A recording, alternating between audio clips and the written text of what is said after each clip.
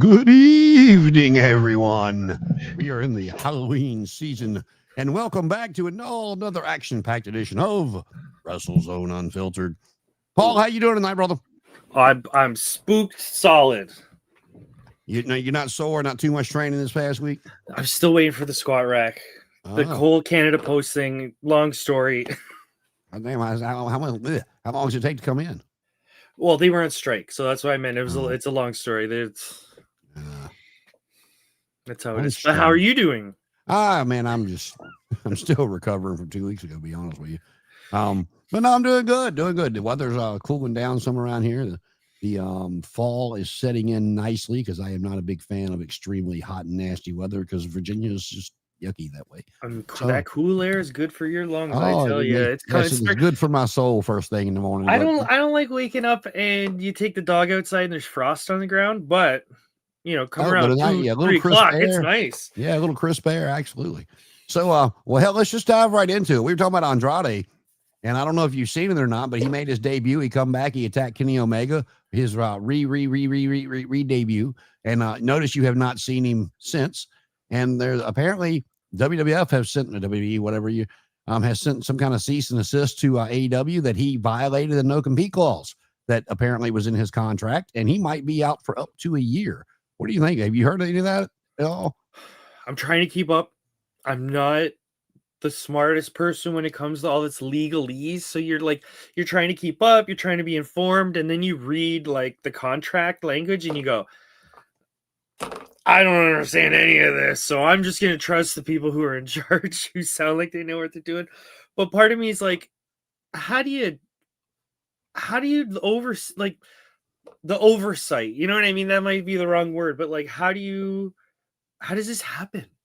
No, I agree because, take Andrade out of it. I mean, he's the performer. I mean, I'm sure he's got an agent and I'm sure AEW's got a strong legal team. So between the agent and the legal team, how does that get overlooked? I mean, I'm right there with you. It's like, how do you miss that? And I feel like maybe wouldn't that be part of the, hey, we're getting this guy. Let's take a look at his contract. I don't know if they can do that. Can you show AEW your, you know what I mean? I don't know if it's like that. So they can say, hey, we just want to make sure that we're not violating a no compete clause that you may or may not have on your contract. Now, like when he left, I did hear that he got fired, that he was not just released, that he was straight up fired for some kind of, wellness policy violation and being late, this, that, and the other. But nor here nor there. You're not there. You don't know exactly what happened.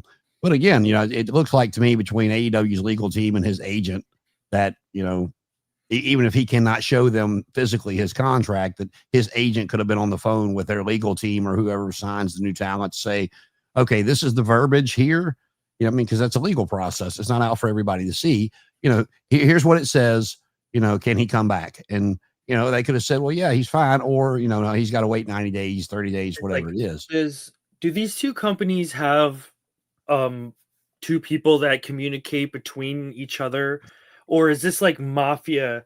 I would not even think like mafia style. They would have someone to go, hey, look, let's, like you see it in the movies, but I feel like there would be some sort of communication because can't Jim Ross call somebody up and say, hey, we just want to confirm XYZ so no one's tails feathers get ruffled. You know what I mean? I don't know what he's actually still doing because we hadn't seen him in forever. I believe so I picked him because in my head he's talent relations, but he was talent relations way back yonder. Yeah. Mm-hmm. Chris Daniels is the modern AEW talent relations. So I think.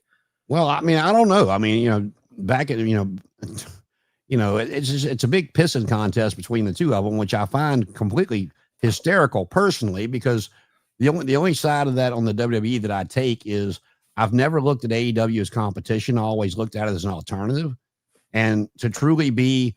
And now it doesn't really matter because there's so many streaming services. Cable isn't a thing anymore. But let's just say it was. You can't really be competition unless you do what Ted Turner and Eric Bischoff did and slap a show, apart from them and, on the same night. That's competing. The WWE's competing with Monday Night Football. They're competing with, the baseball playoffs. Well, just like, AEW gets preempted for hockey playoffs, baseball playoffs, basketball playoffs, whatever. But there's so much. Sorry to cut you off, but speaking of that, like if you're a team in the NFL, you're directly competing against another team in the NFL with ratings, with points, with all that. But when you trade teammates, there's no confusion. You know what I mean? Like, there's a legal team that goes through everything. Here's the trade. We're making sure all the bases are covered. Bing, bang, boom. Like, if you want wrestling to not be rinky dink, Mickey Mouse, these kind of things help it look good, make it look professional. You have AEW and WWE meet up and say, this is what we want to do. Let's make sure everybody's happy. Or, hypothetical, this is all Andrade's fault, and he's a bit of a silly goose, and he shot himself in the foot. Well, I mean, look how many times he's flipped back and forth. I mean, and like we talked about, I like Andrade. To me, they Santos Escobar's contract it expired, and he did not like the offer they gave him. But then they turned around and offered him more money, so he did resign. And Which sounds like healthy contract negotiation to me. Like, well, I mean, you want more money. I mean, it's just like holdouts in baseball, football, whatever. I mean, right? Good for them to make the money, but to me, and people might agree, they might disagree, but to me, Santos and Andrade were always just the same guy. They wrestle out almost identical. Two good-looking Spanish guys. The only difference is Escobar speaks fluent English, and Andrade, whether he just can't pick it up, he don't want to pick it up. That's why I said last week when we were talking about him that the best he ever did was when he was with Zelina Vega, and had her to do his talking for him. It's like, isn't it wild that you have these people who are essentially like wrestling gods in other countries, and they come here and you say developmentals where they were best. I don't know. I feel like Andrade, there's something there. He's obviously an immensely talented wrestler. We all can see it. We've all known it. We've seen the matches, but it's just either creative doesn't know what to do with him, or he doesn't respond well to creative, or there's some sort of miscommunication, mistranslation error. You know what I mean? Like, no one's in America or Canada, like no one in non-Mexico seems to be able to book this guy. When he was in Japan, no one complained, but when he goes to the States and Canada, all of a sudden. Well, I mean, you look at the way wrestling in the States has transpired and transformed since, in the past, what is it, 2025? Past 35 years. I mean, people like we talked about it last week. You get a card that was 2 to 3 matches, and the main event would be 2 out of 3 falls, and the shit would go off 2.5, 3 hours for one match. And, they'd get booed out of the building for something like that now. And, so the American audience, they want the sports entertainment, no matter how much they might say they don't. I mean, there's a niche audience, and I will give AEW this. AEW does pay-per-view fucking phenomenal. They, for the most part, every match on those cards for pay-per-view is amazing. Those guys and girls go out there and they put their bodies on the line. It's very entertaining matches. My problem with it, and this is just me, the old school, a lot of those matches, there's no reason to have gotten there to put your body on the line like that. But the match is still great to watch. Yeah, I get there is. So this is sort of my experience when it comes to wrestling now. There is a sort of difference between, so people say, hey, you need a character, you need a story. Some people view a story as, hey, you and me are going to get in the ring and we're going to lock up and I'm going to work that leg, brother. I'm just going to work that leg and you're going to fight through it and you're going to kick me in the face and you're going to get the roll up and you're going to win. That's a story some people like. Okay, so my analogy is Rocky 1 is not a boxing movie. It's a movie about a boxer, if that makes any sense. So Rocky 1 is like this heartfelt story, emotional thing. I like that kind of wrestling. Like, let's see the story unravel in the ring. You know what I mean? Like, let's see the physical acting. Some people like Rocky 4. We want, you know what I mean? Like, a good analogy would be, at first I didn't like what Chris Statlander and Tony Storm were doing. And then it came full circle in my head. And I was like, okay, I get what they're doing. This is amazing. No, I mean, then, they are bringing them full circle. And I mean, it's not every match, but let's see. Let's go through here. We'll just go into Wrestle Dream. Okay, let's we'll dive right into it. Okay. First match, it says Eddie Kingston and Hook in action. And then we got the Death Riders in a 8-man tag against Ishii, Orange, Kyle, and Roderick. So that they've been going back and forth a little bit with that. I do like how they're calling him Big Tom, and people bark at him like the 1990s rappers. That love it, Big Tom, Stone Big Pitbull. Tom. Then we got FTR against Jet Speed. They've done a little bit with that the last couple of weeks, and we got Willow Nightingale and Harley Cameron. I love Harley Cameron. I do. There's a lot of things I'd like to do to Harley Cameron. Against Penelope Ford and Megan Bain. You got Jamie Hayter and Tekla. You got the Demand against the Hurt Syndicate yet again in a trios match. Now, this one I'm interested to see. I know they won whatever it was to get this shot, but did you see Dynamite last night? Yes, I skimmed through a little bit of it, but did you see the Don Callis family in the back at the table celebrating and stuff? Oh yeah. And then Takeshita's on the screen talking about winning the title, and Okada turned the TV off. I pushed the wrong button. Yeah, wrong button, man, wrong button. But anyway, those two against Brodito for the tag team championship. I'll be interested to see that. I think that's gonna be the classic, like, two S-class people, but they fight versus the S-class tag team, but they don't fight. Well, I mean, we talked about it last week. You put the tag titles on those two, who the hell takes it off of them? I mean, really, unless they just implode, but then one of them is going to have to take a 3 count. Well, to get the titles off of them. This is where I get a little bit grouchy, because I think a tag team like Road Warriors, Rock and Roll Express, New Age Outlaws, like, they are a unit. They have a similar name. They have a similar look. They have similar build, whatever. To me, they should always be 2 stars. And I have a good example from the last New Japan show. But to me, it's like, that's how tag team wrestling works. They're better trained as a team. So to me, it's like, yeah, Okada and Takeshita would be great tag team champions. But if they do like 2-man power trip logic, it's like, I get grumpy on that. Stars, like we've seen this story, several times over the years. Somehow, some way, 2 guys had to come together to be a tag team, whether it was forced by the GM or whatever. And Can they cooperate? They wind up, by hook or by crook, winning the tag titles, and then they're like looking at each other going, but I'll be interested to see what happens with that. Then you got the Young Bucks against Jurassic Express. We know that, it's a story from whatever, whole way back. Then you got, I love Mark Briscoe. I do. I've said it, umpteen times, but he's not beating Kyle Fletcher. It's not even remotely a possibility. I mean, Mark, the match will be great. Mark's going to do what Mark does. Mark's going to make Kyle look like $1 million, and that's what we're all going into this, knowing what it's going to be, and that's fine. Then you got Tony and Chris. I don't see Tony winning the title back. She doesn't need it, and I think it would make Chris look bad. Can I just point out the segment on Dynamite with Tony and Chris? Okay, this might sound offensive, but I don't mean it in an offensive way. That segment was probably one of the gayest things I've ever seen in my life. Well, when they stood up and went, "Meet me in the ring," I thought they were going to go bang each other. Like, there's some tension. Well, I mean, shit, we're on HBO Max, man. I mean, come on. But the great energy to that match. That's going to be a phenomenal match. It should be. Then you got Joe and Hangman. I don't think Hangman is going to lose it, but I on the flip side of it, AEW does surprise you sometimes. So I would not be shocked to see Joe. Is Joe not a former champion? He is.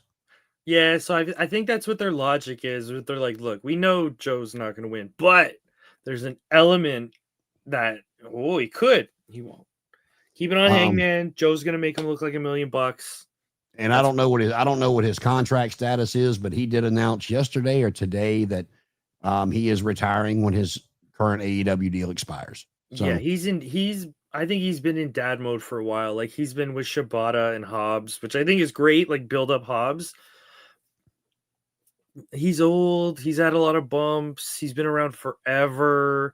I'm still hoping for however they decide to do it, that maybe, once Ricochet and them are like they get the Hurt Syndicate away from Ricochet and his group, that maybe you'll see the Hurt Syndicate go after the trios titles and have a Hobbs turn, because I've been wanting Hobbs in the Hurt Syndicate since they got there, because I think he needs it. you let Bobby go for the world title and you put him and Shelton together as a tag team for a while. I think that, you know, I would say they're in equivalent places. Like I know those guys are great and they'd be great teachers, but it's like you are with Hobbs and Shibata, which is like combined 60 years experience or something like that. So it's like, apples to apples. I guess, no, right? I'm not talking about what he can learn. I'm talking about. Oh, gotcha. Yeah. I'm talking about as far as the fans' eyes, move him up to the next level. I mean, yeah. I think there'll be a breakup with Hobbs. There'll be a heel turn or something later, and they'll shoot him up. And the last one, I know it's going to be a train wreck, but I'll be honest with you, I just don't have no desire to see it. And that's Moxley and Darby. Which is funny because I think that's one of the only matches that I actually have any excitement for, to be honest. I don't know. I think their back and forths are kind of interesting. I think they get along style wise. Like there's a meat on the bone to that. Oh, there is. There's a story there, and the Darby coming back. But it's going to be a sicko match. Yeah, it's going. And Darby's not going to say I quit. So is Moxley, or they're just going to beat Darby senseless? You ready to hear my conspiracy theory? Right? Absolutely. Give it to me. Tinfoil hat, but Darby on the show said the words "I quit" into the microphone. Oh, we going? I'll never say I quit or something. Well, we're going back to the old Mick Foley rock match, right? Okay, yeah. Right. That's immediately what my brain went to. I said, you did that on purpose. You're gonna do that. Mox is gonna beat him senseless like Mick Foley. They're gonna play something over the speaker, but that would be, I don't know, that'd be silly to do that right now because Mox doesn't need to be put over. Darby needs to put over. Like, if you want any of this to mean anything, Darby needs to win in a significant way, and like Mox needs to put him over and potentially be injured during the match. Like, okay, this is my favorite spot, and this is an old school spot you might remember. Terry Funk in a match would go, my eye, and he'd sell his eye. That was that famous empty arena match with him and Jerry the King Lawler. If you haven't seen it, look it up. He did it quite a few times because I remember what he would do is go, my eye. I'm in a tag team match. So now my tag team partner is getting 2-on-1 while I'm getting taken to the back. And all of a sudden, a little bit later, I come out with an eye, like tape around my eye. And what did he have? What's that called? Branding iron. Yeah, but it was on fire, and he'd come out and he'd just start waving it around. Mox needs to do that. Something like that. You can sell his eyes injured, give him some time off, move some stuff around with I wanted to call them what are they? The Death Riders. Death Riders. Thank you. Their name is so bland; it's hard to remember. But yeah, if you can injure Mox and put him out for a bit, let the Death Riders do a couple things. I don't know. If Mox wins, it's going to be just the gears. Well, again, it's one of those. I can see it going either way. I don't know how it's going to be done. With one of them. Like with the Christian Edge match, when it was an I quit match, and you knew Edge was not going to say I quit, and Christian's always been that when he's a heel, he's a chicken shit heel. He does it well, and I'm not saying I quit, and then Edge grabbed it, whatever the hell he was calling that thing with all the spikes in it, and went running toward him with it. He's I quit. So he got out of the ring, but again, I just don't know. I don't know which way it's going to go, but it'll be a car crash. For sure. It's going to be 27 minutes and the mat is going to be covered in blood. Oh, yeah. I'm also predicting some sort of barbed wire contraption, like a table or some sort of thing that they fall into, or I'm just imagining all sorts of like indie-rific violent nonsense. It's going to be great. It's going to be great. I'm sorry to say, yeah, I'm sure we're going to get plenty of that. And, talking about that, we kind of skipped right over it. And there is a new IWGP World Heavyweight Champion, and that is the Alpha. Oh, my God. Takeshita. Tell us about it, Paul. There's actually some excitement with New Japan now. But, okay, so Takeshita won their Continental Classic called the G1. And traditionally, that is you challenge the champion to the main event at Wrestle Kingdom. For some reason, Takeshita said, I'm not doing it. Then I'm doing it at one of the best named shows of all time, the King of Pro Wrestling. And honestly, that match, like, I can't recommend it enough in the sense of it's physical. It goes on like 30 minutes. These guys take everything out of each other. But the story that was told was no matter what Zach does, there's a little bit more fight into Takeshita. And he, like, they do one of the finishes where it's like hit the move, crumble, and Takeshita crumbles on Zach, and they both, there's no grab the leg or nothing. They just crumble 1, 2, 3, and they just, you know what I mean? No one moves for 2 minutes. And I think that's such a good way of telling that story of like, this guy's kind of unstoppable right now. Yeah, when he made his debut, I'm like, he's interesting. And then, you know, Don Callis, when he took him over and started calling him the Alpha after he beat Kenny Omega, I was just like, I don't know about all that. And then the more I watched him, I'm like, that's a hell of a nickname for that dude, man. Because the way he comes out with the mask, the kind of whole Muda vibe, and then he takes off his jacket, stuff. He's in just phenomenal shape, and the crispness of his moves. It just, he's one of the guys where a lot of people were like, in 5 years, he's going to be the guy. He's the guy right now. I think this being crowned IWGP, like, I can't stress this enough. When you think like how tribalistic some American fans are, New Japan and the Japanese fans are hardcore. So there's actually controversy in Japan because Takeshita's not a full-time New Japan talent. So therefore people are mad that he got the belt. It's not like, I don't know like how mad, but it's more of like a loyalty thing. You know what I mean? Like, oh, the guy's going to win our belt and then he's going to piss off to another country. So it's interesting reading the vibes because he is signed to 3 different companies, and he's got the top belt in one. So what happens when he takes that title to AEW and they do what TNA did to New Japan 20 years ago and make them look like crap, right? So people are like, they're excited about Takeshita, but they're worried about the landscape in which he resides, if that makes sense. No, it does, but I'll tell you, I'm sitting there racking my brain. I can't think of the last time he got pinned in AEW. I think they were like very much protecting him in that sense because they know he's the guy. He, like, Kyle Fletcher is going to be where he is now in like a year or two. You know what I mean? Give Kyle a bunch of kind of bigger wins. Let him, establish a couple huge jumps up the card, and he'll have a bout suit. But like with New Japan, it's so interesting that the heavyweight title is now interesting, what's going on, and the heavyweight tag team belts are interesting because they're booking the Knockout Brothers to the moon, dude. They've had 4 matches and they're the heavyweight tag team champions. Who did they wrestle the other night? So this is what I loved. They wrestled Shota Umino and Yuya Yamura, who are top of the card. So what I enjoyed is in their story, one guy wrestled one guy, one guy wrestled one guy. So the tag team champions lost both their one-on-one matches. But when they had a 2 versus 2, they were able to overcome and win. But yeah, they beat 2 guys way higher up on the card than them. So people are like, no, these guys are exciting. There's something different about them.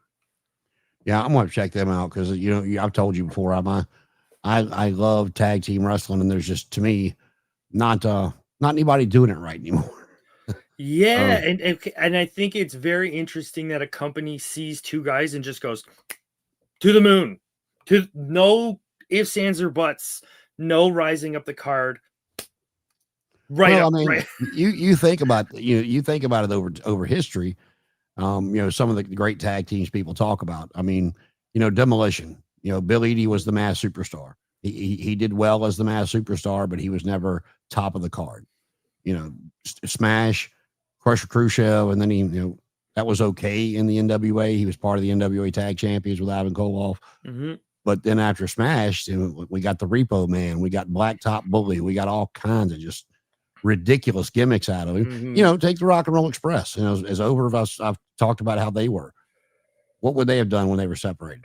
I mean, we saw it. You know, Robert Gibson went down. He was out almost 2 years with a knee injury, and Ricky Morton just didn't do a lot. You know, they tried to turn him heel, and that didn't work either. This might be not the best example, but I think the world's greatest tag team, Shawn Benjamin And Charlie Haas, yeah.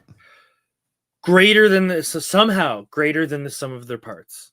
Like there's some teams that when you put them together and they start working, you go, wow, you're so much better somehow together than you are. Yeah, a lot of people might not remember this, but I was actually very happy for Charlie Haas that came together.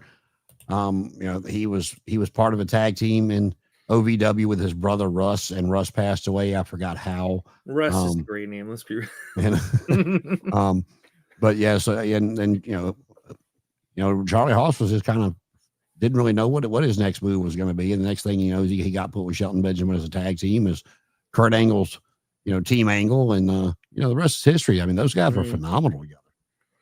Yeah, I think it also helps with the state of New Japan, where it's like WWE in 97, where all their top guys are gone, and they're like, we gotta get somebody, get these people going. So it's not necessarily exciting in the context of like all the matches are perfect. It's exciting in the context of like, all right, the gears are going, and we can see where they want Triple H to be in a year. We can see where they want Yuya to be in a year. So we're gonna have a couple retirements soon. Actually, we could talk about retirements, because there's gonna be an absolute buttload in the next couple of years. Well, I mean, there's three. And then everybody goes up. Yeah. Well, I mean, yes and no. In theory, it should be yes, but you know, Joe is with his TV show. He's in and out of AEW all the time. Again, I don't know what his contract status is, but he did say that at the end of this one, he's going to be done. Mm-hmm. AJ is apparently getting. He announced that next year was going to be his last year, but yeah, I wasn't sure if he was doing one or two more, but yeah. No, he said he announced it's going to be his last year, and apparently they're planning some kind of retirement tour for AJ, like Cena's getting this year. But I mean, you know, like AJ said it best. I mean, you know, going in that match with Cena, he's like, well, damn, I'm surprised he wanted to wrestle me. I hadn't been in the main event picture in a while. And, you know, but I mean, Cena was the same way. I mean, until he come back and announced his retirement, that this was going to be it. I mean, he lost to Austin Theory. He lost to Solo Sikoa.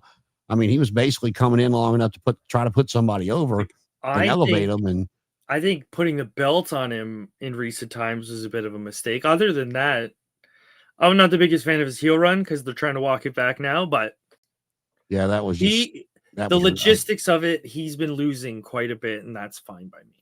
Yeah, if The Rock hadn't been involved in that, I think it might have been a little bit better. But with The Rock, you know, being the whole doing this, and then him turning on Cody, and then The Rock just not being there, and you know, to and whatever. There's a great clip of Triple H saying to John Cena, you can ruin a story on the last page, so you have to be careful. And it's like, it's coming to fruition. John Cena yelled at a small child. How do you walk that back? You know what I mean? Like, he said mean things.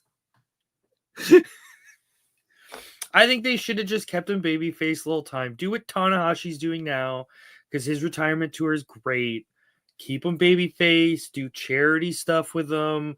You know what I mean? Run it. Let it run its course. Let him put over some people.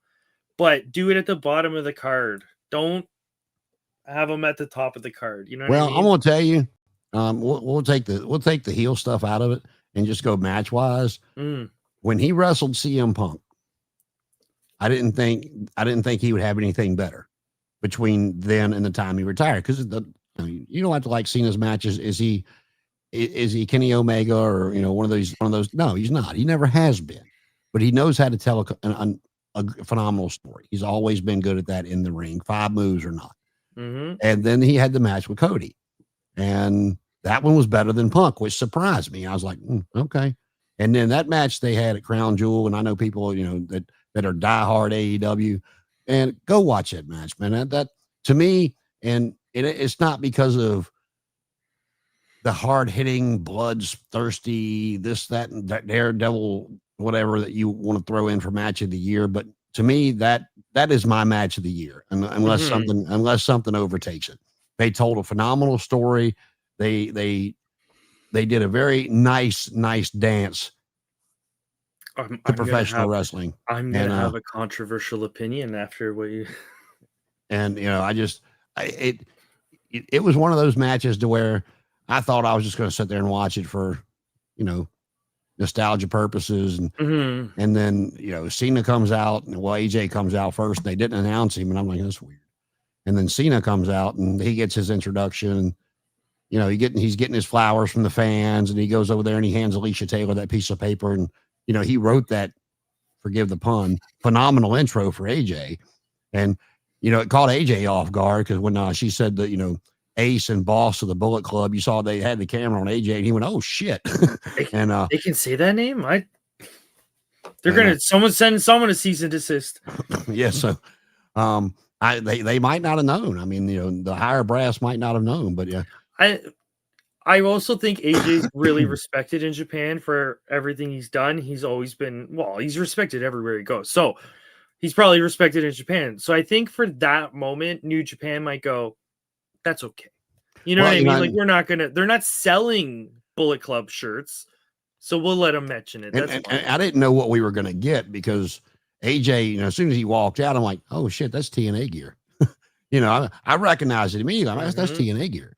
And they told a great story. They did in my mind, a tremendous tribute to professional wrestling.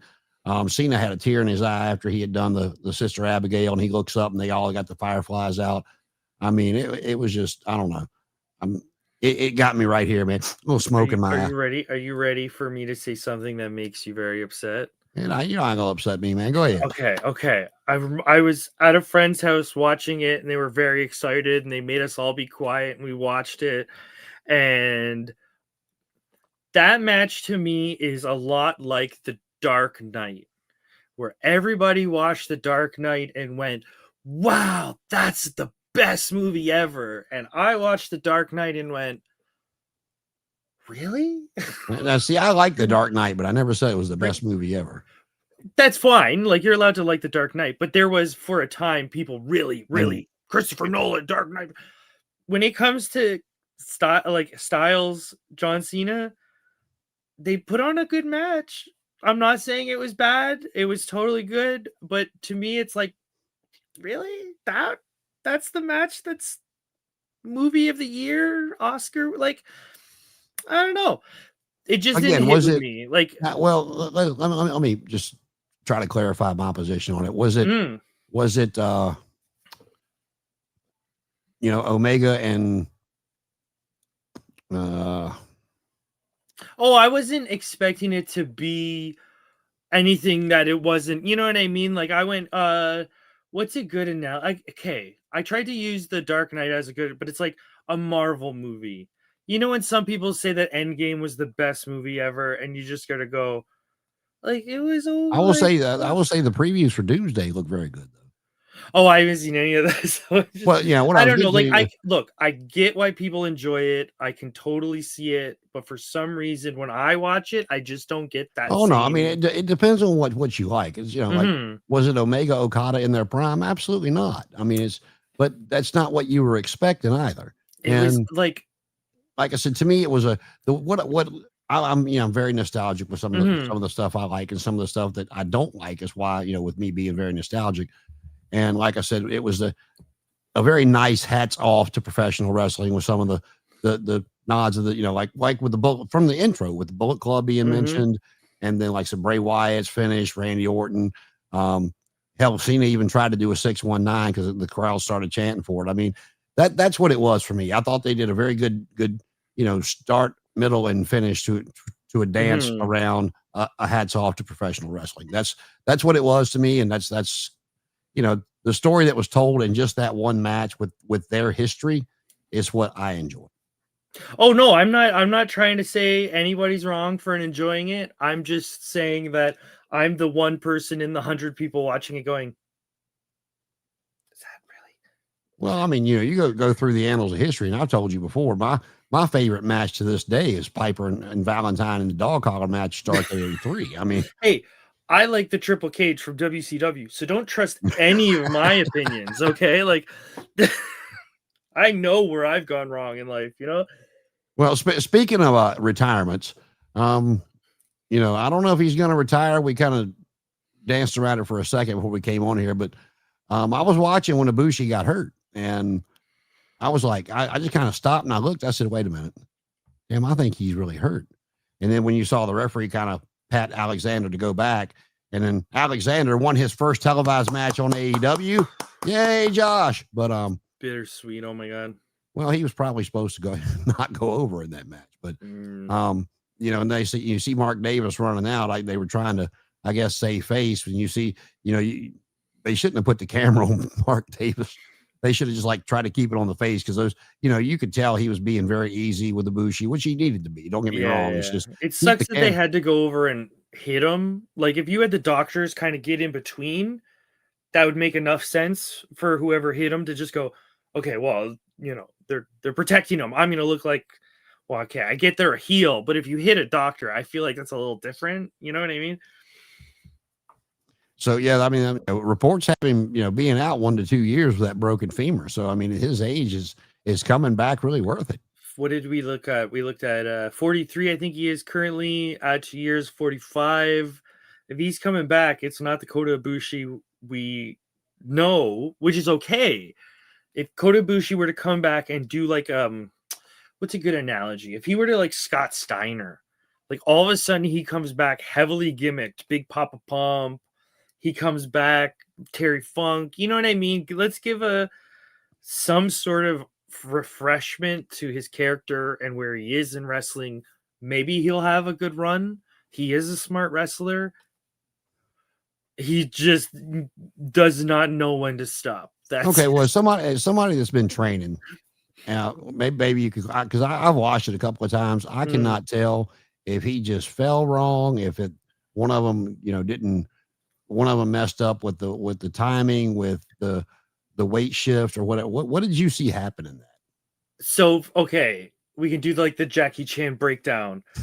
Alexander's sat on the middle. He looks like he's got good balance. He's really strong. Let's not joke.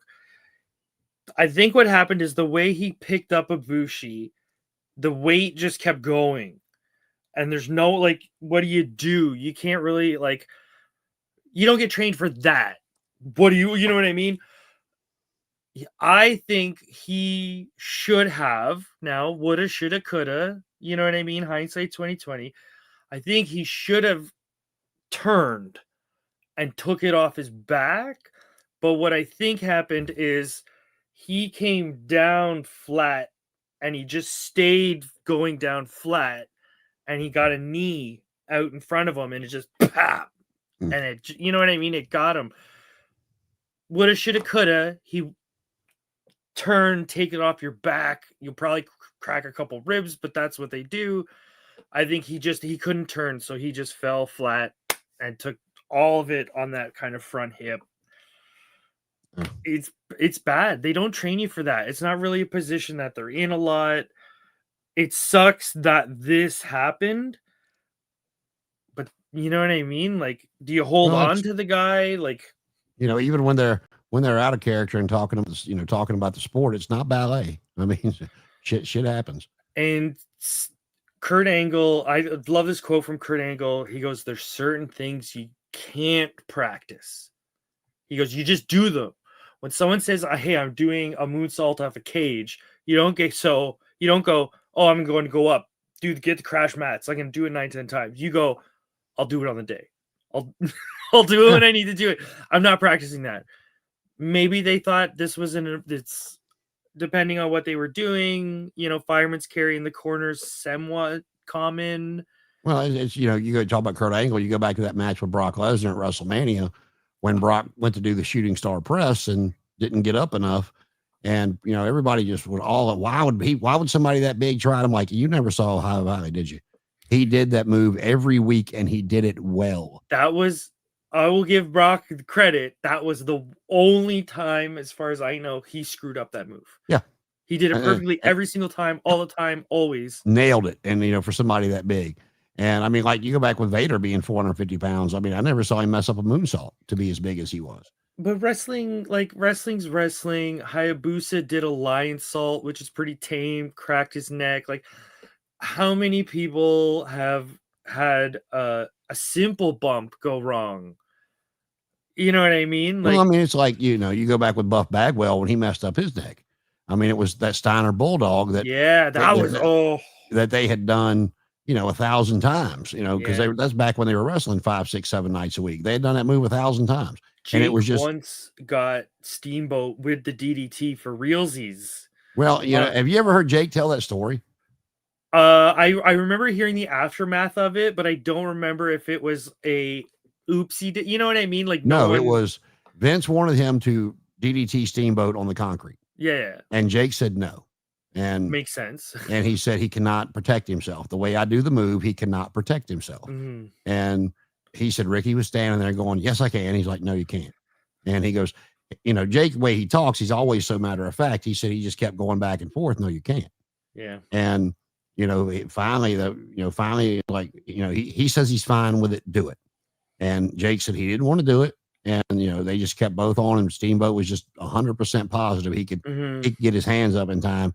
And he said, of course, because Jake snapped it. Jake wasn't one of those, Jake, that's why Jake's always looked so good, because he had that snap. He had that snap. He falls back. And the timing of the smack on the back, he had that timing just so good. And Jake said, when he did it, he told him several times that it was not a good idea. That one was a bad example. I'm trying to think of other good examples of moves that were done all the time, but oopsie daisy.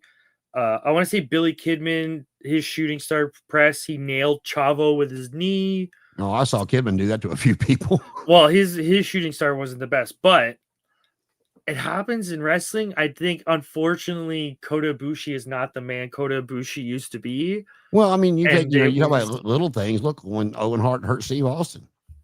Yeah, and and you can see it happening. It was not, of course, not intentional. That wasn't who Owen was, but you see it happening. If you watch that move in slow motion, Austin's head's as far, under Owen's legs when it should have been up.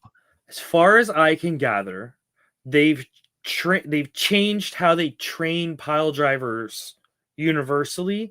Because if you've noticed, I was going to say, if you watch other companies, because WWE doesn't really use normal pile drivers that much, they're all ass first, and your head is not going anywhere near the mat. And I can appreciate that. I can suspend my disbelief, protect your opponent, but it's like, we're going up, and then I kind of come back, and then we all land on my butt together. Boom, you're fine. I'm fine with that. You don't need to do the sit out. Apparently that was the one that's banned, as far as I remember, where your legs go forward and you land on your butt straight down. Yeah, I mean, it was just a version of the pile driver that looked like a inverted tombstone almost. Yeah, like it was a move that people still use. I think since then people shy away from it. You know what I mean? Well, it was like when WCW got bought and Shane Helms was using the vertebraker, the Gringo Killer, whatever you want to call it. And when he got there, everybody's like, yeah, we're not taking that, bro. No, you're going to have to come up with something new. And he started using the Shining Wizard. I saw it not too long ago I think it was on NXT, but I was very surprised to see the vertebraker Gringo Killer. It was on Cody did it on Crown Jewel. Yeah. I want to say I remember watching it going, it wasn't, they can't do that. It wasn't Crown Jewel. It was the one before that. So because I remember. I swear I saw it recently, but yeah, I it's a move that's common. I don't know why they were so nervous of it back then, but maybe it's just a new move at the time. I don't know, but yeah, Homicide had been using it for a while, and then he started using it. Shane Helms, once he broke away from the good old 3 counts. But but like I said, Ibushi, thoughts to him. I hope he recuperates well, and I'm right there with you at 45. With everything his body's been through with New Japan, and I would seriously sit back and look at it and go, do I want to keep doing this? Let's remind the viewers. Ibushi was in Blood and Guts. and didn't take any significant, like, let's say, call them stunned bumps. There's no barbed wire. There's no thumbtacks. He didn't do any. He didn't do any of that. At the end of the match, apparently he felt bad and took a bump into the thumbtacks just for the crowd. And it's like, no, like, I get why you're doing it, because that's the Japanese way. Like, you know what I mean? With the crowds here, we're all, no, don't do that. Yeah, but we were talking about the pile drivers and stuff a second ago, those moves. That's one of my biggest gripes with professional wrestling nowadays. I mean, because, the pile driver, wherever and we're just talking about a standard pile driver right now. Mhm. It would be banned in certain places. You use it, you get suspended, you get fined. It was automatic DQ. And, then they would do this whole thing to where, people would, their feud, and they'd sign the contract to where the pile driver could be used, but it was like, no fault, or, you're excused from any injuries I may suffer or whatever I in this love match. these stories, by the way. And Wasn't the jackknife powerbomb done this, where it was banned, but it Yep. wouldn't be banned for our match because I want everything you can. Yep. And I love it. But every move nowadays has been so bastardized. There's not really a finisher left, in my opinion. I would say there's probably, okay, being realistic, I would say there's probably 5 that are still protected. Okay, One Winged Angel, I would say definitely is still very highly protected. Trying to think of another good example where they've never touched it. They just said, nope, that's it. Has anybody kicked out of the Rainmaker since he's been in AEW? And see, that's, we've talked about it before. Now, I want to make sure people are understanding this. I don't have an issue with the Rainmaker as a finish. It's just all the other stuff that they do in AEW. Then you got Okada coming in, which I like that, he keeps his gimmick, he keeps his move, but it looks so tame compared to the other stuff that you see everybody else do. And they can kick out of 50 different pile drivers and DDTs and chair shots and stair shots. And then he gives you, that short arm clothesline, and you're down for 1, 2, 3. I enjoy the old school finish like that. Yeah. But you get my point. I totally get your point. And to emphasize your point, that might be a move that only works in Japan, because when he would do it, he would lay it in. So you would hit the Rainmaker and you'd see sweat explode off these guys. You, like, as a viewer, you go, oh, I get it. I can see why that hurts. He killed that guy. Now, if you are doing that to Mark Briscoe, I'm not saying Mark Briscoe's not the toughest guy in the world. I'm just saying I don't have the heart to kill Mark Briscoe. You know what I mean? He's an old guy. Everybody loves him. I'm not swinging for the fences on Mark Briscoe. Tomohiro Ishii, I'm swinging for the goddamn fences. Like, we're here. We're coming with everything. Maybe let's not do that to, some of the older guys. Like, That's why I implore people to go back and just, watch certain things. I mean, JBL, when he was doing the clothesline from hell, he laid it in there. And that's the way he did it was believable. It's knocking the wind out of you to lay there for 3 seconds. But if you want to see something worse than that, you go back to Stan Hansen throwing the lariat. And, people left. And people said they hated taking that, not because Stan was, trying to intentionally hurt him, so he couldn't see. So they didn't blind as a bat. They didn't know it was where, where it was going to hit him. So they said, hey, Stan, where do you aim? He goes, at the blur. Just swing for the but that's simplicity. I can't remember where I heard it. I want to say it was one of my coaches, because I want to give them credit. Simplicity, intensity. You don't need to go out and do 100 Hurricane Ranas. If 2 guys go out there and smack the ever-loving piss out of each other, you're going to go, I think those 2 guys don't like each other. Like, you know what I mean? It's easier to get things across by working less sometimes. The Rainmaker is one of those finishes. I don't need to pick anyone up. I don't need an elaborate movements. I can do it on big guys. I can do it on little guys. I can do it at everyone. Bam! But yeah, when you compare it to some other moves, it's a bit simple. I want to say it was Jericho, and I could be wrong with this, but they were asking how they came up with their finish, and he said basically that he wanted it to be something that he could do to, somebody that was 7 foot, 400 pounds, or somebody that was 5'5", 150 pounds.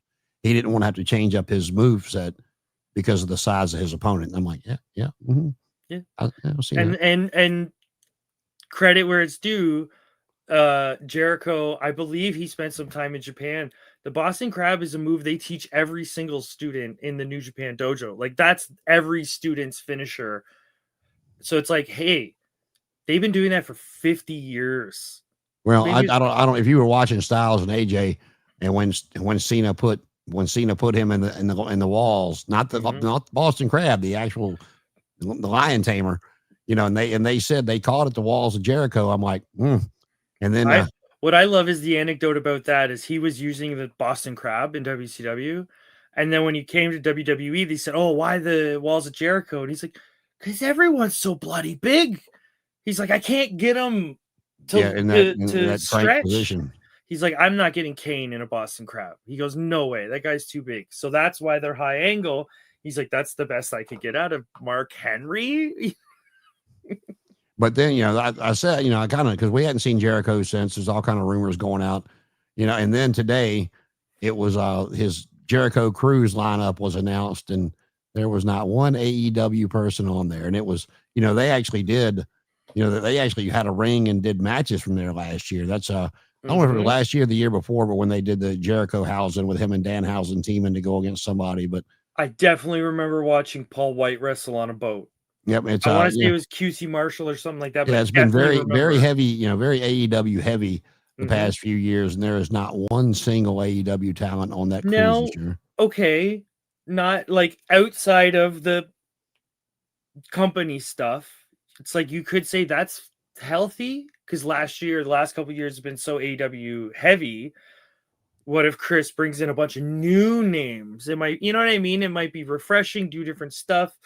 But yeah, there's definitely that element of the main event headliners, whatever you want to call them. One of them is Great Muta. He's under a WWE Legends deal. I want to say Jeff Hardy. I want to say Jeff Hardy's one, and they're in their midst of transforming back over to WWE for that one last run. And I mean, if Jericho's up there, man. Get yourself in shape and come back and do your little run and go in the Hall of Fame and call it a day. Because when AEW started, he was still having really good matches, but it's been a very, very gradual decrease over those 6 years he was in AEW. 6 years? I want to say it was been longer, but that sounds about right. But it's like you're at the end of your career. Like you're not going to be champion, which I think he knows, which I think he's accepting. I don't know. Look, there's going to be a lot of people that are like loyalty. But at the end of the day, like you got to get paid. You know what I mean? Well, if Jericho does this right, his kids will never have to work. Well that's maybe why, not, but you know what I mean. No, I do. But it's like the same way in any sports when, free agency became a thing in all major sports, the loyalty lies with the zeros. You don't see, every once in a while, you'll get a Clayton Kershaw or an Aaron Judge or a Derek Jeter that say they want to be X for life, and they will work their contracts around to make sure that they stay. But everybody, somebody will play for this team for 4 years and this team for 2 years. This team, they're hired guns when people are rebuilding. I don't blame Tony Khan at all for bringing Jericho in to kick off AEW. That was a name. That was huge name. One of the best things to happen to AEW. You got him, and then nobody expected him to be the first AEW champion, but he did well with it. You brought in Ambrose, that everybody knew at the time. Now he's John Moxley to everybody, but at the time people go, oh, "That's Dean Ambrose," and I think everybody will always give Jericho credit as being I think what they're calling it now is the first follower. So a bunch of small guys got signed to AEW, but Chris was one of the first guys to go, no, I'm you know what I mean? I'm putting my name in the hat. And then maybe that's what made Moxley go, maybe I'll put my name in the hat too. Like, we all love Kenny Omega, but at the time he was New Japan Kenny Omega. He wasn't, you know what I mean? He didn't have that same push he does now. Well, see, I was getting ready to talk about Omega because Jericho's talked about it several times that he hadn't even heard the whispers that Tony was going to do AEW, and that when his contract with WWE expired, that he told them that, he wanted to go to New Japan and have this match with Kenny Omega and wrestle a couple other people over there, and then he would come back. And but he didn't want to be 3 shows, something like he, that. He didn't want to be handcuffed of having to ask their permission. He wanted, while he was not under contract, he wanted to go do a couple of these matches and then come back and finish out his career. And he got over there and wrestled Omega, of course, and the whispers and hey, we're going to do this, man. You should come along. And he was like, all right, how much you paying me? It's like, I think it doesn't hurt that Okada was at New Japan at the time, and guess who's really close friends with the Young Bucks? So I think Okada might have gone, hey, I hear there's something in the works that might be interesting for you. He didn't say it with that accent, but he's you never know. Everybody's connected. You never know what they know before they're supposed to know it, right? Oh, yeah. And, we're keeping the nostalgia going. We got to see the Dudley boys retire in one more match with the Hardys. And Jeff Hardy, again, tried to kill himself by coming off the big, tall ladder to put Devon through 2 tables. Did you see that in slow motion? I saw it enough to look like he never hit Devon. He only went through the table. Apparently, Devon had spinal surgery a couple years ago. Yep. And Jeff hits him with his leg, so his butt lands, and then his my thigh and my calf will hit you, and then we'll go through the table. I love seeing stuff like that because that's the what I mean. That's the metaphor for wrestling. I'm gonna make us look good. I'm gonna protect you. You know what I mean? I'm gonna make sure that you're. And that's what professionals do. I mean, we all got to work tomorrow, right? Absolutely. And I mean, no, none of them are what they used to be, but again. Neither, I know AJ slowed down a little bit from what he was in TNA, but he can still go out there and have a phenomenal match with anybody. It's like, oh my God, you're a wrestling god that's kind of old. You're still a wrestling god. Yeah. And at this age, he's in the best shape he's ever been in. I mean, he's jacked. He looks good. He still moves well. He probably has good, easy touring, soft matches. You know what I mean? He's probably doing good. Now, should the Dudleys have retired 20 years ago? Maybe is all I'm saying. Well, that's the first time they've teamed in a long time, simply because they left. Devon's been out. Yeah, Devon had his stroke, and Bubba Ray. He did that little cup of coffee in AEW. Then he was in and out of TNA, and doing his show and this, that, and the other. But whether they should have retired 20, I'm glad to see they were able to get. Now, do I think we'll see Bubba Ray back in the ring again? Yeah, I do. You'll see Bully Ray. Well, he's in LFG or whatever that show's called. Well, that's as a coach. No, I know, but part of me's like, he's still there. You know what I mean? No, absolutely. I mean, but so is the Undertaker's and Booker T. And I don't think we'll see. Booker T wouldn't surprise me because he's still in good shape. But I never say never, especially with some of this money that other countries might be offering, let's say. Well, did you hear AJ's comment about that? No, I did not. What was AJ's comment? He was before the match. I don't know if it was then or it was on the pre-show, but he's like, this is the last time you will see this, no matter how many zeros another country wants to put on the line. This is the last time you will see me beat up John Cena. I just want to quote a very famous philosopher of the 20th century. I believe the quote goes, "What do you want me to do? They drove a dump truck full of money up to my house." Yeah. Krusty the Clown. That's all I'm saying is anybody's willing to do anything for $15 million. Okay. Well, Goldberg, he was asked about why he went to Saudi Arabia. He's like, do you know how much money they paid me to come over there? Money. He's like, he said that was 7 figures. And I'm not going to tell you how well into the 7 figures it was to come over there. He goes, that was 4 days out of my life. And most of it was travel.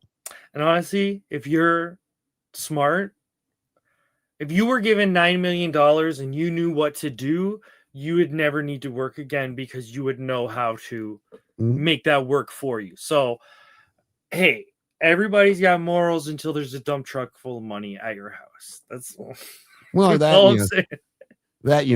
They tried for years to get Shawn Michaels to come out of retirement for another match, and they finally talked him into doing it because it was, like he's teaming with Hunter, it's Taker, it's Jacobs, and he's like, this will be it. How do you miss that matchup? Well, he's like, this will be a cakewalk, and then 2 minutes into the match, Triple H gets hurt. Now I don't forgot what the injury was, but so then there's Michaels trying to carry the match and hadn't wrestled in 10 years. Oh, and then Kane's mask fell off. Yeah, Kane's mask fell off. He had to fall off the turnbuckle to go down and put his mask back on. Taker got hurt. My God. I mean, it was just, it was a demolition derby. You got, four of the best to ever do it as far as in-ring skill and philosophy in there. And it just fell apart. I mean, and even Taker said, he goes, I was going into that match because, he said he was going through a divorce, had some stuff in his head, but he said, I was going into that match going, what, this might just be my last one, because it's the four of us. We've done all this, I had my trilogy with Shawn and Triple H. We finished it off with an end of an era match. I've done everything I need to do. Maybe this will be my last one. He goes, and then the match happened. He's like, yeah, okay. I can't go out like that. So. Maybe we'll look at having one more or something. Well, speaking of Crown Jewel, we keep dancing around that. Well, before I go to Crown Jewel, yes, the Hardys won. The Dudleys gave them their boots. They retired. They hugged. It was touching. And then you had Mike Santana finally take the TNA title off of Trick Williams. So we have a TNA superstar finally as their world heavyweight champion again. For how long, we will see. Talent has said they have not been told what the exact TV deal or network is, but they have said they are in the negotiating stage now. So something is looming. So we will see where that goes. I know that I just have a semi-rhetorical question. I don't know if you have an answer for me, but do TV deals mean the same as they used to? For TNA, I think it will. And I totally could see how it can help TNA, but part of me is like, is it the big splash that like it would be in the 90s if you were getting on TNT? Like, well, I mean, you look at the money that Netflix and ESPN gave the WWE, so there's still money there. But the main thing for TNA is we talked about it. They've been on I can't think of the name of the network, Access TV. They want because the Canadian group that owns them owns that network, and that's what I used to watch New Japan on and Women of Wrestling.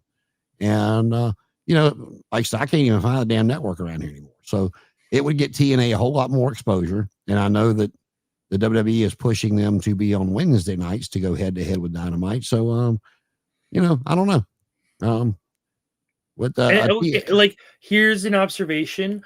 People are saying that Ring of Honor only being on like the Ring of Honor streaming service is killing Ring of Honor. If they were on TV or on anything that was easier to find, free on YouTube, perchance, no one's watching Ring of Honor because you have to have Honor Rising, the club? Honor Club is that what I think it's called. Okay, there's a website called Wrestle Universe, and this website is like 5-6 wrestling companies combined into one streaming service, and I love that. Because none of them are important enough. Okay, this sounds mean, but none of them are important enough to have a $9.99 service, especially all 5 different ones. But together they are. But together, it's the best thing. You know what I mean? Like, so if AEW had a streaming service or something that they just put everything on, or like put it with something else, put it on Tubi. I don't know, but like, what can we do? It's like rotting away on the internet in the corner. Well, and that's like been my biggest criticism of Tony Khan because of the money they have. It's like when he bought Ring of Honor, what does Tony pride himself in? I'm such a historian. I'm this, I'm that. Well, Ring of Honor is responsible for the majority of the style of wrestling we see today because they took off, and when they did after the close of WCW. Now, yeah, TNA did a lot of, innovative things with the X Division and stuff of that nature. But, Ring of Honor, brought us into the era that we're in. They were the infancy of it. And that was Triple H's, inspiration for NXT. And then he went out and bought all the Ring of Honor stars to bring them in. Kevin Kevin Steen, Sami Zayn, Adam Cole, Roderick Strong. Well, they even brought in Austin Aries for a cup of coffee. Like they went through. Apparently, it was a stereotype that Steven Regal would hang out at all the Ring of Honor and Pro Wrestling Guerrilla shows, and he'd basically go, "Oh, that's really good. Hey, Hunter. Yep. Hey, Hunter. There's this guy down here in California. You got to check him out." Yep. And the thing is, when Tony Khan announced that he bought Ring of Honor, I know the WWE was looking at it as well, simply to put it on their library. They were going to WCW Ring of Honor. It was going to be no more. Keep the talent they wanted and put all their library on the show. As much as I don't like WWE, I feel like that would have been a great idea, because that's how you get people like me who don't watch WWE to buy your product. Because now I'm going to buy the network to watch Ring of Honor, WCW. That makes sense for me for business. Well, I mean, I agree with you, because when the network first, it was put out, and I went and looked online at what it had. Man, I might have went back and watched one or two WrestleManias or like a Royal Rumble, but I was watching World Class. I was watching the AWA. I was watching Memphis, like the old NWA. I'm going way back to the Mid-Atlantic. Then I'm watching some of the Monday night stuff when Scott Hall first came out and stuff of that nature. And so, no, I get it. But like I said, when they bought Ring of Honor, I'm like, okay, this is his opportunity. He's going to NXT Ring of Honor. So we're going to get him somewhere. And then nothing. They're doing they could have done like TNA used to do, and do 2 tapings a month and did it from Daly's place. Yeah, and because they've got the money, like re-gimmick it so it's a different genre. It's like, okay, what's a good example? Marvel makes movies for kids, but hey, if you watch Jessica Jones, that's not for kids. So potentially, like, I know Shane had a couple weird ideas for ECW and stuff, but it's like, make Ring of Honor. What was that show? It was like Raw Underground or something. Yeah, that was they were during COVID. They were doing the 3rd hour of Raw. But it's like, do something different. So now you just have different eyes on your product. You know what I mean? Make Ring of Honor, keep it a wrestling show, promote it as a wrestling show, but just with WWE production. Like, I mean, there was, like I said, Tony's got, that family's got so much money. I mean, they could have used Daly's place, and they could have if they wanted to, they could have outdone the WWE on a performance center, opened up their own performance center, just like WWE did, got its own auditorium, where you can air Ring of Honor from. And while it was being built, you use Daly's place, like NXT did with Full Sail. I mean, there were so many things, and for him to be the historian he talks about being, to me, that was a missed opportunity. I think you just made a great observation, because when they were starting NXT, not the original NXT, which was garbage. I think everybody agrees the original NXT was garbage, but like Black and Gold, that level, it looked completely different. There was no confusion whether you were watching NXT Raw or NXT. Yeah. If you were to watch Ring of Honor and you were to squint your eyes, you would not know that you were watching Ring of Honor. You're just watching AEW, which I get because they're filming it beforehand. I can understand all that from a business perspective. But wouldn't it be nice if Ring of Honor was only at Daly's place or something, where it just looked different, it felt different, it had a different, what's that? Because now, why am I watching Ring of Honor when it's just AEW light?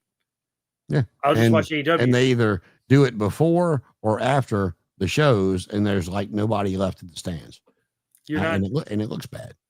Get a small arena, 1,500 people. Like, do it at the ECW arena. I don't know. Even now with NXT. I mean, I know Full Sail held a little bit more, but I think that NXT studio only holds like 500 people. It's not many. And that's fine. If the fans are into it, that's fine.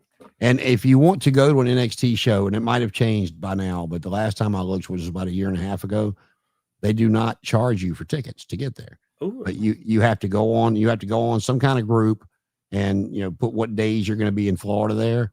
And if you get selected, they send you a link. If do you still want these? Yes.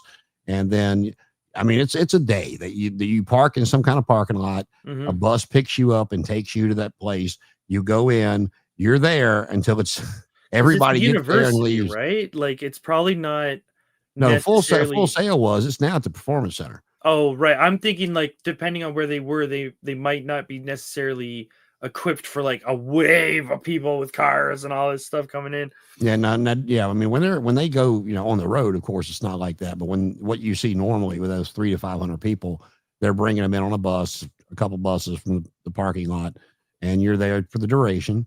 And then you get back on the bus, they take you back to your car, and it's free tickets. It's not. Now TKO is taking over, so they might be charging for those tickets now. You never know, but anyway, so we'll move on to Crown Jewel, and then we'll wrap it on up here. I guess everybody has seen by now that Braun Breaker speared Seth Rollins out of his boots on Monday night. And I knew they'd been, you could see that boiling and starting to brew. Didn't think it was going to happen that quick. And then it's been reported that Seth actually got hurt doing the coast to coast headbutt. He injured his shoulder and it's looking like he's going to have shoulder surgery. And if he does, he's going to have to vacate the world heavyweight title. And so didn't this happen to him recently? Like, I know there was the worked hurt angle, but wasn't Seth hurt not too long ago? Is like maybe I'm misremembering, but I thought he wasn't like when Cody won the title at WrestleMania from Roman was a couple of years back. His body was pretty well beat up, and when he came in there and lost the world title to Drew on that night, and then Damian cashed in on Drew. Because of CM Punk, and that was the year CM Punk got hurt in the Royal Rumble and couldn't be at WrestleMania. But his body was pretty beat up. He didn't need a surgery or anything, but he needed just time wear and tear. It just his knee was really bad. His back was bothering him, and they depending on who the angle is with, they'll mention his back and this, that, and the other sometimes. But no, he's been hurt before, but this is it's been a while since he actually had to go out and have a surgery. They're saying the surgery isn't 100% confirmed yet, but they're pretty sure, after the MRIs are taken, because they had to get back from Australia and all that stuff to get him evaluated by their medical team. But that's why they went ahead and pulled the trigger. They said the reports have it that breakup, of course, was planned. The plan all along from get-go has been for, them to split up and Paul Heyman with Braun Breaker to elevate him. But it was being planned to be done at WrestleMania, not on Monday Night Raw. But now, if that's truly the case, and he has to have surgery and is out, it really kind of throws a monkey wrench into what they're going to do for War Games. Because it was supposed to be them and somebody else, a couple other people versus the Cody whatever side of it, the Cody verse. yeah. The Vision verse versus the Cody verse, but that'll be interesting. I think it wouldn't be necessarily the hardest to find a couple heels that might have, or a tag team that have a little history and kind of just, you know what I mean? Like they'll make it work. That's what WWE is great at. But does Braun Breaker and Bronson Reed, they get Braun Strowman in this group? I'm just gonna be pulling my hair out, but. Like from what I can tell in WWE, they are not necessarily at the top of the card, are they? Like they're kind of B or C guys. They've been trying to elevate Bronson Reed since they brought him back because he was one Vince released, and Triple H was very high on him. He went to Pro Wrestling Noah as Jonah. And, he was in New Japan as Jonah too. He always sort of capped off as an A talent though, but he never quite went to S. You know what I mean? He never went.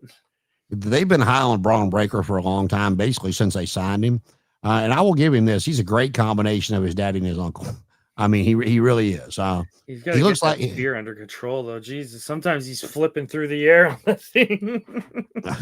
But they've been very high on him. A lot of people that I've heard talk over the years, Jim Cornette being one of them, when he was still in NXT as a champion, he goes, I'm going to say 3, but I'll push it to 5. He said somewhere between 3 and 5 years. He goes, that's the future of the company. That's going to be the WrestleMania main event. He's the type of guy that could use a lariat as a finish, and people would go, "Oh, that makes sense." Oh yeah, he's doing He's doing the Frankensteiner like Scott off the top rope. He's doing a lot of, when he's been in there with Bronson Reed, they've done the Steiner Bulldog. He's come off the top doing the part his daddy did.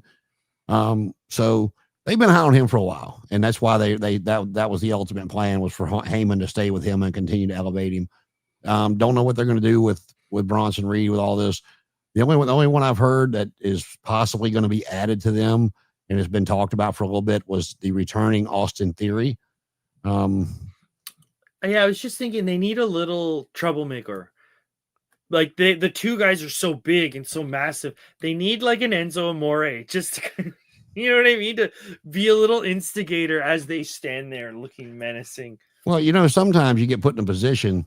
It's like we were talking about earlier when I said, that Cena came back and lost Austin Theory, and it's not a knock on Austin Theory. It was kind of, what they felt they had to do with him because Vince was so high on him, and then all that stuff happened with Vince, and they kind of went, all right, we gotta pump the brakes here, because Roman got him real good. He's like, oh, your daddy's not here to protect you anymore. Guess what? I'm your daddy now.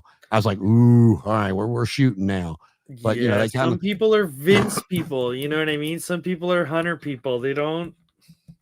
Well, no, it wasn't so much him. It was just, the way Vince was pushing him, and Vince was Austin Theory's the next John Cena, and when Vince was out of there, a lot of the boys are looking at him going, now what?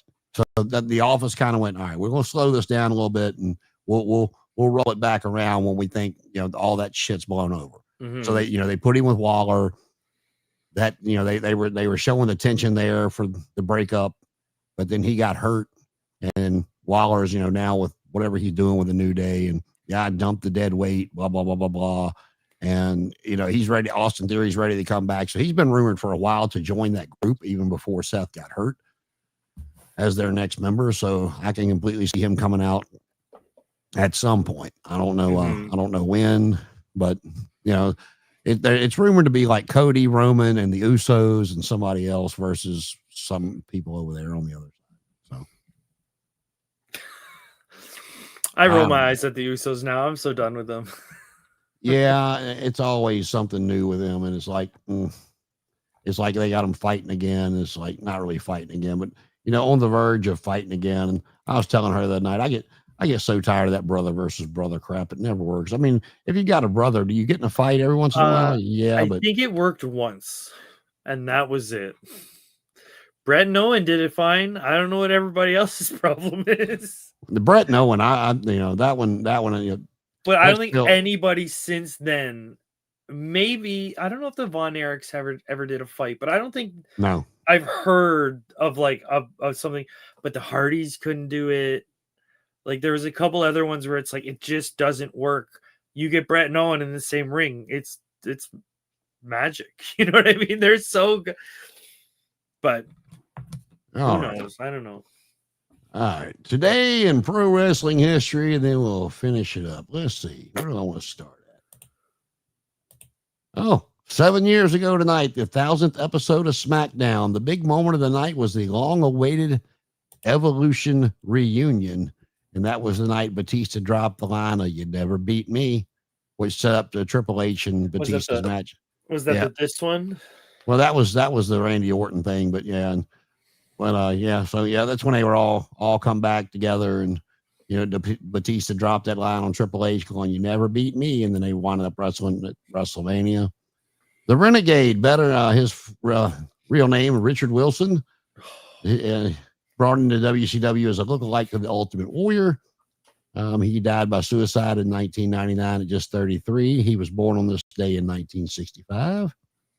Apparently, he was a nice guy and not treated well in the locker. No, yeah, but I mean, look at the position they put the guy in. I mean, and to Hogan's credit, he did it well. As like he was about to bring in the Ultimate Warrior, and he had the crowd and the fans were hyped up there. They thought they were going to see the Ultimate Warrior.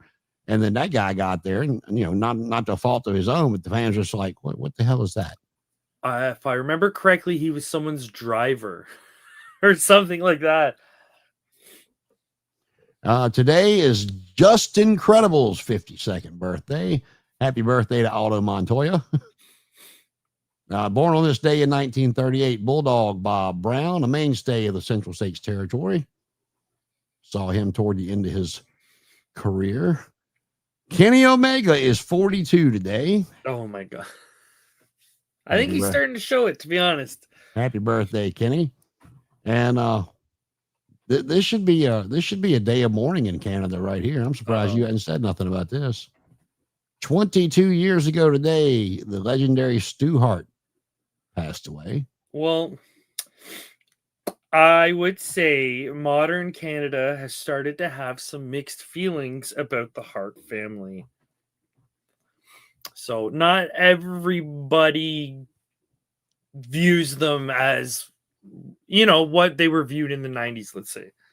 Well, history has a way of doing that to things, not just the Hart. So 40 years ago today, Lex Luger made his professional wrestling debut in Florida with his manager. Can you guess you remember who his manager was? Well, I was going to say Bobby Heenan, but that's not right.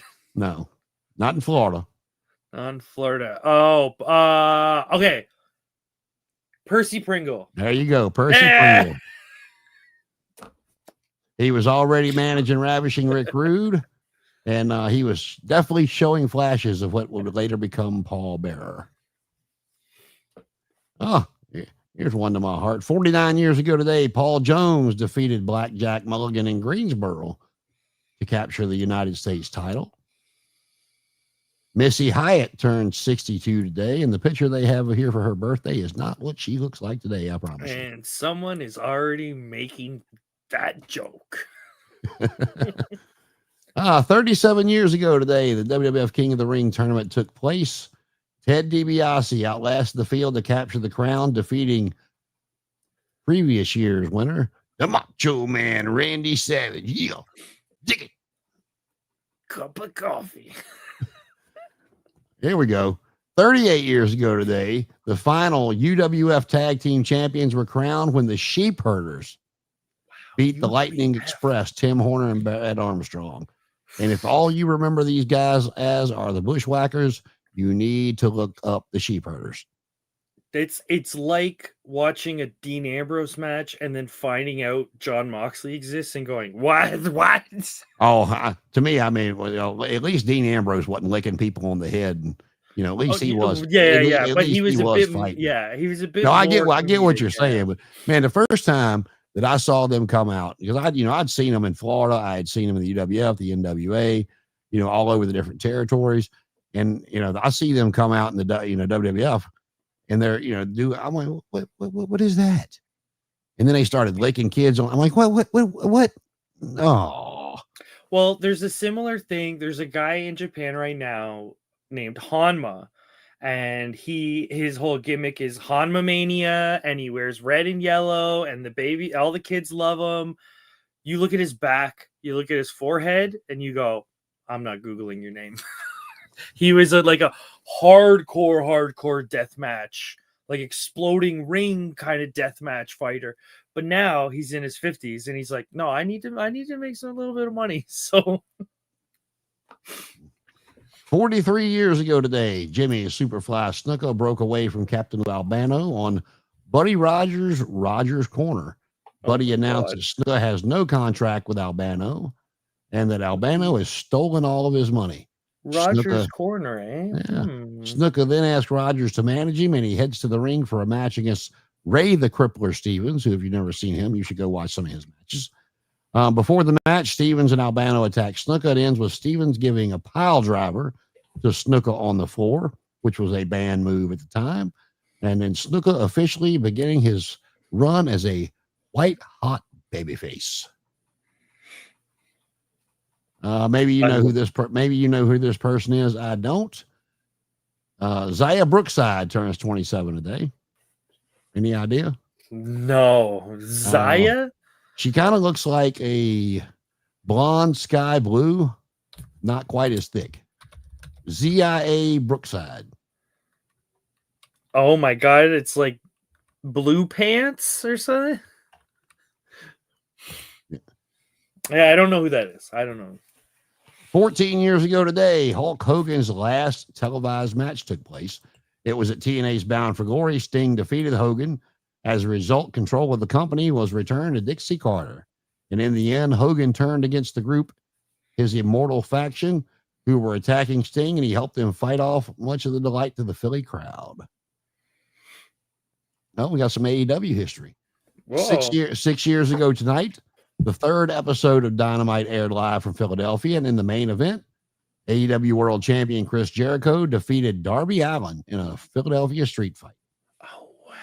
The win came as a result of interference from Inner Circle member Jake Hager.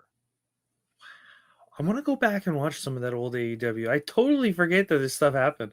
Well, a lot of that stuff's on HBO Max now in the library. So, and the last thing that you can probably hopefully still find on Peacock, being as they own the library, 28 years ago tonight in New York, the Beast from the East, Bam Bam Bigelow, defeated Shane Douglas to win the ECW World Title.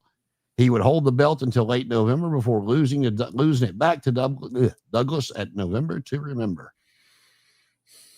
That was Bam Bam was so good in ECW. Yeah, I was getting ready. That was another big man that I thoroughly. Oh. And it's like ECW kind of let him off the chain, which is kind of what he needed a bit. So you can be a rough. He threw Spike Dudley into the crowd. Oh, that's great stuff. Great stuff. Well, I don't know if I'm sure you do, but the Taz Bigelow match when he had him in the Taz mission and he went back and they fell through the hole in the, popped the hole in the mat. That was some good stuff back in. Oh, I love a good don't go in that corner because there's nothing holding that corner of the ring up and you're going to go right through it. So we went through all the matches because we got Wrestle Dream coming up this weekend. What is your match to watch for Wrestle Dream? Just give me one. I'm gonna say I'm excited for Darby Mox. It's gonna be a sicko match. We're gonna see some weirdo stuff. If there's a weird whacker, it's gonna be a train wreck. If you love blood and guts, that's gonna be the one to watch. Definitely. I think that's gonna be the one that stands out. I don't know. There's like the rest of the card. I was seeing it as I'm watching Dynamite, and I'm just sort of like. Well, like we talked about earlier, I think Chris and Tony will have a good wrestling match. As long as there's no shaking the shenanigans and Chris winds up turning and going with the Death Riders finally. If it's just a match, I think they'll have an entertaining, good match. But also, again, like I told you, I'm interested to see Brodito versus Okada and Takeshita. I want to see the dynamic. That's Well, I feel like we've all seen that match before, and they're great. You know what I mean? Like, we know what we're getting ourselves into, and we're like, yeah, brother, let's do this. This is going to be great. Because I think they're high on Brodito. So I think they're most likely going to win. We might see a little, hey, I'm the champ. You're not. Haha, rub it in your face. Well, see, that's another thing with Ring of Honor. It's like, he comes out wearing the tag title, but he's holding the Ring of Honor World Championship. And it's like, sometimes they mention it and sometimes they don't. It's like, look, man, either do something with it or just get rid of it. Oh, yeah. I think when it comes to Takeshita, they have to.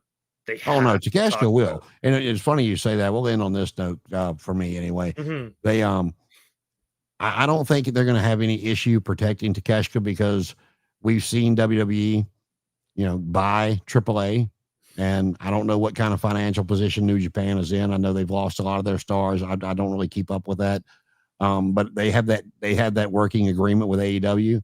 And if AEW starts doing things they don't like making their champion look weak, that agreement could go away. I know that TKO, not necessarily WWE, but I know everybody wants to, pound on the WWE for being the bad guy, but they got to remember it's not Vince McMahon anymore. It's a money hungry corporation. And, I know they're looking at Pro Wrestling Noah and a couple other Stardom and stuff. They want to, like they now have their footprint in Mexico. They want their footprint in every part of the world. So, I'll keep this short because I don't know all the legalities because it is complicated, Japanese wrestling scene. But from what I know, New Japan is owned by Bushiroad, which is, let's say, an equivalent to TKO. They also own Stardom and a couple other companies. So if Stardom's doing good, New Japan doesn't have all the pressure in the world on them. So there's a bit like, I don't think they would be bought out soon. I think a lot of stuff is in the motion, but money talks. Well, and You know what I mean? it's funny you say that because when Tony, if anybody don't remember, he bought Ring of Honor from Sinclair, who does not need the money. They do very well on their own. Ring of Honor was kind of a tax write-off, is all it was, and they needed. And I've heard Sinclair people talk about it. They bought Ring of Honor to keep it from going out of business because they needed filler time on their networks. It would be they would show it on like WGN and their different affiliates across the country that they owned and that's what they used it for. It would come on 3 or 4 times a week on different spots late at night. From what I can gather, me not being too sharp, I think when you're buying international companies, there's a whole lot more political stuff you have to like. For example, I know the peso is not doing the best. So if the peso's not doing too well and Mexico's not doing too well, AAA may, you know what I mean? Like American money's being handed to me. Okay. Now, I know that the yen isn't doing too well, but I don't know how well Japan's doing. You know what I mean? Like there's a lot of stuff going on. So and to be honest with you, if I'd been in WWE's position, just because I know that's what he was going to do, I wouldn't have fired Andrade. I'd have sent him to AAA. A lot of these luchadors, maybe not Dom per se, because he is so over here in the States, but you take Phoenix, you take Penta, you take Andrade if you hadn't fired him, you take Santos and Angel and Humberto and some of these Latino stars. You don't really send them back, but you make them mainstays over there. So you've got more video to show with them when you kind of like we've talked about with AEW, how they don't really pump up the guys when they bring them in. Yeah. It's like, hey, look, but then now you've got video that you own. You're putting bigger names back into Mexico and getting these guys some work. And what we do, your stamp on it. What we do have to remember is these guys are from Mexico and they already have their history of politics. So I don't know if Andrade has beef with someone in AAA, and when he saw WWE by AAA, he went, "That's me gone. Yeah, I'm out of here." Well, I mean, there's as soon as they bought it, they fired Alberto, because of his stuff. So maybe Andrade was, no, you don't have to fire me because I'll, you know what I mean? Like, this is fine. This is reciprocal, blah, blah, blah. There's a lot of politics all over the world. And if WWE's here, I'll put it this way. Everyone was high on Mr. Iguana, I think is his name. He did a promo saying AAA has the best wrestlers in the world. And apparently he got heat in WWE. I heard about that. And it's like, what the hell you want him to say? He put over his guys. What do you want? But if someone in WWE might go, well, he didn't put over our guys, blah, blah, blah. And it's like, doesn't matter who we agree with or disagree with. All that matters is now we have vets arguing. Your role as a newer wrestler is to shut up and keep your nose down. You know what I mean? All that negativity, we'll end it on a fluffer note. I just came across something. If you fart, I'm going to kill you. No, that's not. No, I'm being serious here. Okay. Adidas officially announced the signing of an exclusive 5-year, $100 million deal with WWE star, and you guess who it is? Logan Paul. Alexa Bliss. I think that kind of stuff's great. Did you know that Finn Balor was once a supermodel? He was. I can see it. I mean, the guy's he's in tremendous shape. I want to say he was like Calvin Klein, one of those in Japan. He was an actual supermodel. But they do that stuff over there. So if WWE is going to start doing stuff like this here, I think that's phenomenal because that's only better for wrestling. Yep. Just a quick recap on the press conference. It said CEO Bjorn Gulden, I hope I said that right, said that this historic deal marks a major turning point as Bliss becomes the first women's WWE fighter to sign a global contract with Adidas. So good for you, Miss Bliss. Rising waters. What is it? Rising waters raises all ships. So if Bliss can get this, then maybe Athena can get it down the line. Absolutely. Maybe we'll see Jody Brett on a Mercedes. Anybody but Mercedes. If I see Jody Threat on a Weetabix or whatever, a Wheaties box, I'm gonna freak out. Oh my god! See, I don't have to worry about it because I wear boots, so I don't have to worry about seeing nobody's logo on my boots. And I got little because I don't wear them around the house. I got little Nike slides that I'll slide on to go take the trash out, take the dog out or something. Other than that, I'm good.